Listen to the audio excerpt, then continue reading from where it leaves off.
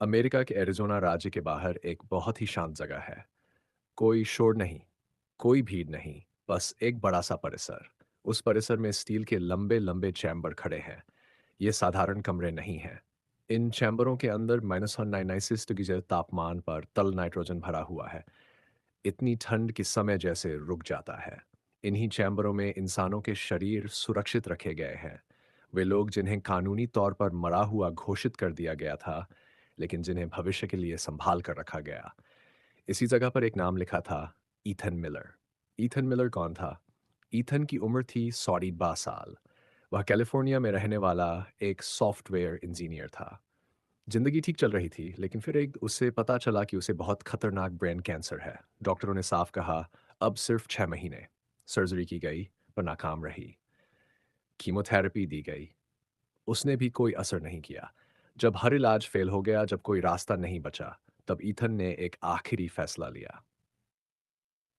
Cryo preservation का फैसला, Ethan ने एक कॉन्ट्रैक्ट साइन किया। $250,000 यानी लगभग 2 करोड़ रुपए। ये पैसा उसकी सेविंग, बीमा और दोस्तों की मदद से जमा हुआ। इस प्रक्रिया को कहते हैं क्रायो प्रिजर्वेशन।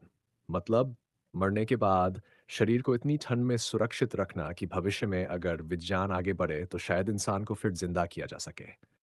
ईथन को पूरा यकीन नहीं था कि वह लौट पाएगा, लेकिन उसके पास उम्मीद थी। अलविदा का संदेश मरने से एक दिन पहले ईथन ने एक वीडियो रिकॉर्ड किया। उसने कहा, ओपन कोट, अगर तुम ये देख रहे हो तो इसका मतलब है कि विज्ञान ने वो सीख लिया जो मेरे समय में नहीं सीख पाया। मैं तुम्हारी दुनिया नहीं जानता, मेरे अपने शायद अब जिंदा भी ना हो, लेकिन फिर भी धन्यवाद मुझे एक और मौका देने के लिए। Close quote. ये कोई शिकायत नहीं थी, यह एक शांत स्वीकार था।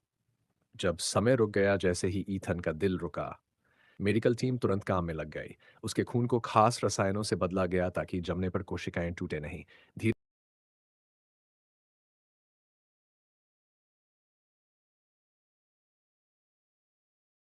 दूरी वासवन स्टड्स 40Z। दुनिया पूरी तरह बदल चुकी थी। कैंसर अब एक साधारण बीमारी। जीन लेवल इलाज से बुढ़ापा भी पलटा जा सकता था।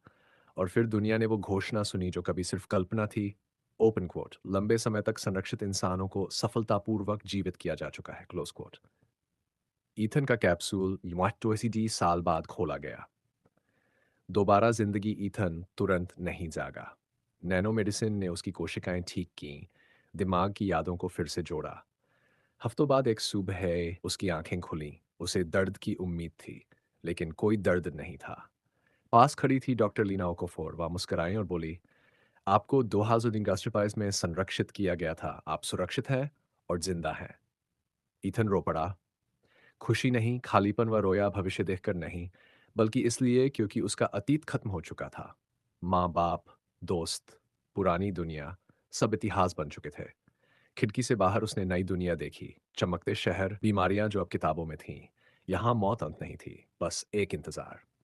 अंत में कुछ महीनों बाद ईथन फिर उसी क्रायोनिक सुविधा में गया। हजारों कैप्सूल अब भी चुपचाप खड़े थे, उन लोगों के जो यकीन पर नहीं, उम्मीद पर जमे हुए थे। ईथन ने एक ठंडे कैप्सूल पर हाथ रखा और धीरे से कहा, तुम्हारा भरोसा गलत नहीं था। कहानी का मतलब, क्रायोप्रिजर्वेशन ने मौत को हराया नहीं, लेकिन उसने एक बहुत बड़ी बात की। उसने ये मानने से इनकार कर दिया कि मौत ही आखिरी सच है।